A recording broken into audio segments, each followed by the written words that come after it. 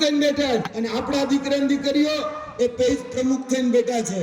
એટલે વધારે વાત ન કરતા અહીંયા ઘણા બધા લોકો આમ આદમી પાર્ટીની પૂરી ટીમ તમારા સાથે એટલે કે ખેડૂતની સાથે ખભોથી ખભો મિલાવી તમારી જે વેદના, તમારી જે પીડા, તમારી જે આજે વ્યથા છે એ વ્યથામાં સહભાગી થવા માટે અને અહીંયા જે ખેડૂત પરિવાર જે 85 જેટલા લોકો આપણા રાજુભાઈ કરપડા હોય, પ્રવીણભાઈ રામ હોય, તેના સહિત જે લોકો આજે જેલની વેદના વેઠી રહ્યા છે.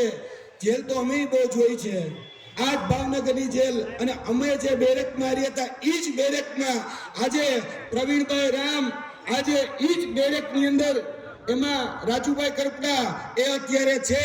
પણ એ ભારતીય જનતા પાર્ટીને કહેવા માંગીએ છીએ કે જેટલી જેલ મોટી કરવી હોય એટલી કરી લેજો. આવનાર દિવસોની અંદર આ ખેડૂત સમાજ મોરે મોરો દેવા માટે આવી રહ્યો છે. અમારા હક અધિકાર કે ન્યાય માટે જે પણ ગળદો કરશે એને એની ભાષામાં જવાબ દેવામાં આવશે. એટલે વધારે વાત ન કરતા હું મારી વાણીને વિરમું છું. બોલો જય જવાન. ખૂબ ખૂબ અભિનંદન. એક જોરથી જય બોલશું કે જે આપણા ભાઈઓ મિત્રો 84 ખેડૂતો જેલમાં છે ને,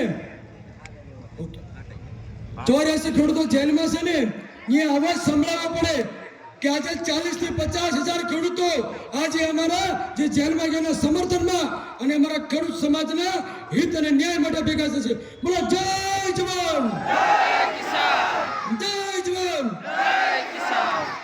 અને ગુજરાતના મુખ્યમંત્રી ને હાલના વડાપ્રધાન એમ બોલતા હતા કે 2022માં ખેડૂતોની આવક ડબલ થઈ છે. કોઈની આવક ડબલ થઈ છે? અરે જોરથી બોલો, આવક ડબલ થઈ છે? તો આપણા જ મહિનાને આપણા પાર્ટીના એવા આગેવાન શ્રી સાગરભાઈ રબારીને નમ્ર વિનંતી કરો કે આપણા ખેડૂત મહાપંચાયત પ્રત્યે હુંકાર કરશે. શ્રી સાગરભાઈ રબારી.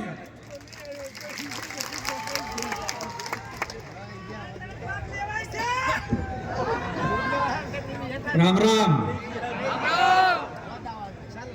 મિત્રો. મંચ ઉપર અમારા ઘણા બધા સાથીઓ છે. પ્રદેશ પ્રમુખ માનનીય ઈશુદાનભાઈ ગઢવી, ધારાસભ્યો શ્રી ગોપાલભાઈ ઇટાલિયા, ચૈતરભાઈ વસાવા અને હેમંતભાઈ કવા આપણી વચ્ચે ઉપસ્થિત છે. સંગઠન મહામંત્રી શ્રી મનોજભાઈ સોરઠિયા છે. અને આપ સૌ આ વરસાદી વાતાવરણમાં દૂર દૂરથી તકલીફ વેઠી અને હજારોની સંખ્યામાં આવ્યા છો. આપ સૌનું ખૂબ ખૂબ અભિનંદન.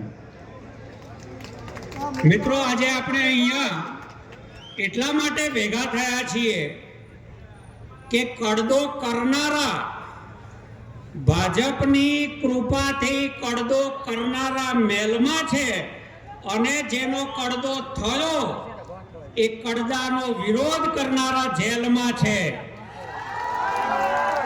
એટલે એકવાર એટલી જોરથી સૂત્ર બોલવાનું છે કે ભાવનગરની જે જેલમાં આપણા સાથીઓ છે એ જેલની દિવાલો ધ્રુજે અને ગાંધીનગરની સત્તાના પાયા તમારા અવાજથી ધ્રુજવા જોઈએ. લડેંગે. આટલામાં કઈ જેલની દિવાલો ના ધ્રુજે ભાઈ. ફરી દે, લડેંગે. વાહ મિત્રો, ગામડાના જીવનના રથના બે પાયડા છે. એક છે ખેતી અને બીજું છે પશુપાલન. ખેડૂત કાળી મજૂરી કરીને પકવે, મોંઘા ખાતર નાખીને પકવે, મોંઘા ડીઝલ બાળે, પણ જ્યારે વેચવા જાય ત્યારે ભાવ નથી. અને જો ભાવ થાય તો એમાં કડદો થાય છે. ખેડૂત ગુજરાતનો કપાસ પકવે છે. 20 લાખ હેક્ટરનું કપાસનું વાવેતર છે અને આ ભાજપની સરકાર વિદેશથી વેરા વગર કપાસની આયાત કરાવે છે. આ પણ એક પ્રકારનો કડદો છે. ગુજરાતનો ખેડૂત મગફળી પકવે છે. 22 લાખ હેક્ટરમાં આ સિઝનમાં ખેડૂતોએ મગફળી વાવી અને આ ભાજપની કડદા સરકાર વિદેશથી પામ તેલ લાવે છે, જેથી આ ખેડૂતને મગફળીનો ભાવ નથી મળતો. આ ખેડૂતને અનેક રીતે કડદા કરે છે ભાજપ. એ ભાવમાં કડદો કરે છે, એ આયાત નિકાસમાં કડદો કરે છે, એ સબસિડીમાં કડદો કરે છે, અને આવી માવઠા જેવી હોનારત આવે તો એ સહાય ચૂકવવામાં પણ કડદો કરે છે. સાચા ખેડૂત સુધી સહાય પહોંચતી નથી. ભાજપના મળતિયાઓના ઘરે સહાયની રકમ જાય છે. ભાજપના કડદા સામે આપણે લડવાનું છે. ખેડૂતને ભાવ નથી, સહાય નથી, આવક વધતી નથી, ખર્ચા વધતા જાય છે.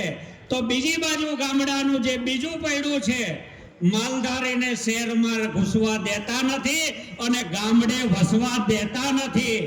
અહીંયા કોઈને વાડા આપતા નથી. જૂના વાડા છે ખાતે કરતા નથી.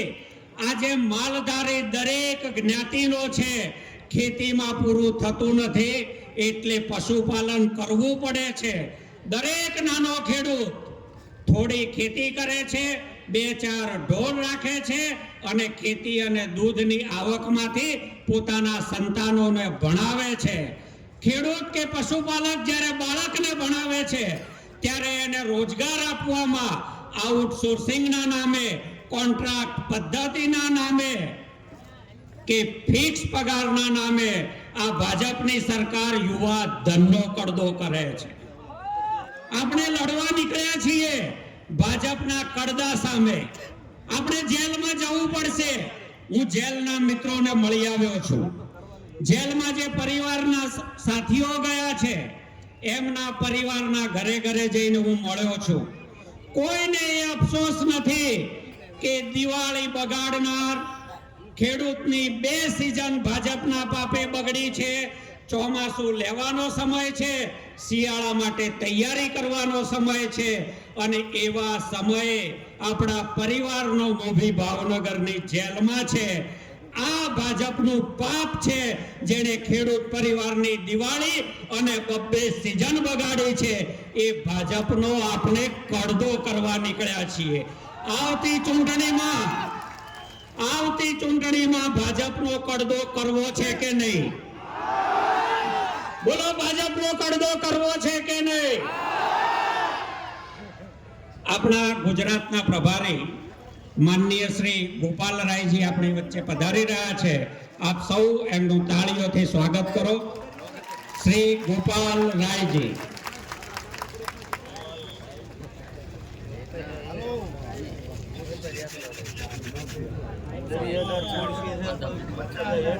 મિત્રો, જ્યારે હું કોઈ માલધારી પશુપાલક પરિવારને મળું છું તો તમે જુઓ કે એમની વેદના શું છે.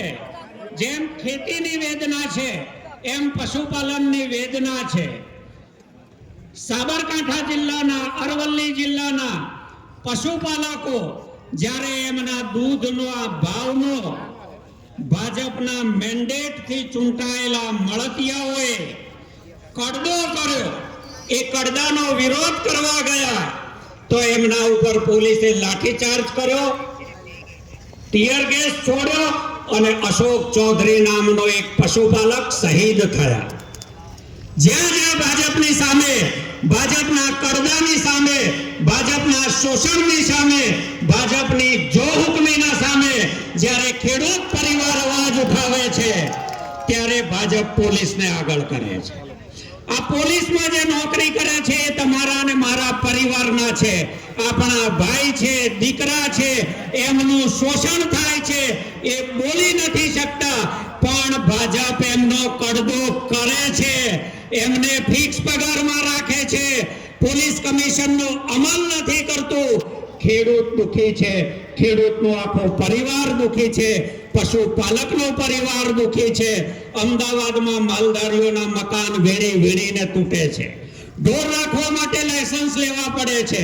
વડોદરામાં પશુપાલક પરિવારોની બેન દીકરીઓને ઘરમાંથી કાઢીને ખેંચીને મારવાનું પાપ ભાજપ કરે છે. સુરતમાં માલધારી પરિવારોના ઘર તોડે છે, એમના તબેલા તોડે છે. અંબાજીમાં 150 મકાનો તોડે છે, એને ખેડૂત કે પશુપાલક જોઈતો નથી.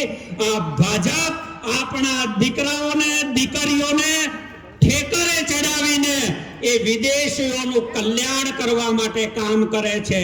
ભાજપ આપણું નથી. આ વાત તમે જાણી લો. એ કહેવા માટે મહાપંચાયત મળી છે. ફરીથી એકવાર જે આપણા સાથીઓ જેલમાં છે એમના સુધી એમને એવું ન થાય કે અમે જેલમાં છીએ અને અમારી પાછળ કોણ ઊભો છે, અમારા પરિવાર સિવાય કોણ. તો એમના સુધી અવાજ પહોંચવો જોઈએ કે એમની સાથે, એમના પડખે એમનો પરિવાર, એમનું ગામ, એમનો તાલુકો, એમનો જિલ્લો, ગુજરાતનો એક એક ખેડૂત અને પશુપાલક ઊભો છે. ચટ્ટાનની મજબૂતીથી આમ આદમી પાર્ટી ઊભી છે અને આમ આદમી પાર્ટી જ્યાં સુધી ભાજપનો કડદો નહીં કરે ત્યાં સુધી અમારા એક કે સાથે જપીને બેસવાના નથી. એ બાંયધરી સાથે હું મારી વાત પૂરી કરું છું. ફરીથી એકવાર સૂત્ર બોલી દઈએ, લડેંગે, લડેંગે. ખૂબ ખૂબ આભાર.